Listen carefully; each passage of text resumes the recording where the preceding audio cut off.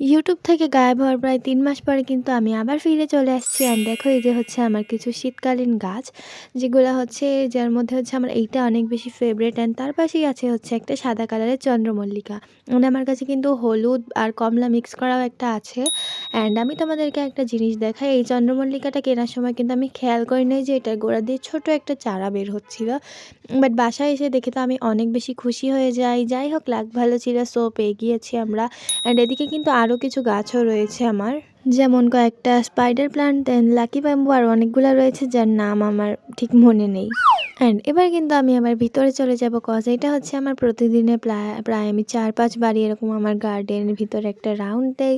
আমার ভাল লাগে কেন জানি না আমার গাছদের সাথে থাকতে। আর এই যে হচ্ছে আমাদের সেই স্ট্রবেরি গাছটা, যেটার গ্রোথ কিন্তু এখন অনেক বেশি ভালো হচ্ছে। অ্যান্ড এটাকে আমি একটু রোদের সাইডে রেখে দিচ্ছি, এখনও কিন্তু অত বেশি রোদ ওঠে নাই।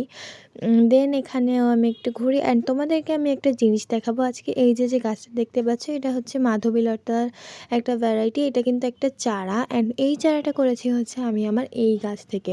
এটা হচ্ছে আমি ফার্স্ট টাইম একটু কলম কাটার ট্রাই করেছিলাম, অ্যান্ড আমি ফার্স্ট টাইম এই সফল হয়ে গিয়েছি। মানে কত ভালো লাগছিল, তাই না? অ্যান্ড এইটা হচ্ছে আমার বেবি টেয়ার্স। এটা কিন্তু আরও বেশি ঘন ছিল, বাট এটা অনেক বেশি ভারী হয়ে যাওয়ার কারণে ছেড়ে গেছিলো। এই মিনি ব্লগটা এই পর্যন্তই থাক।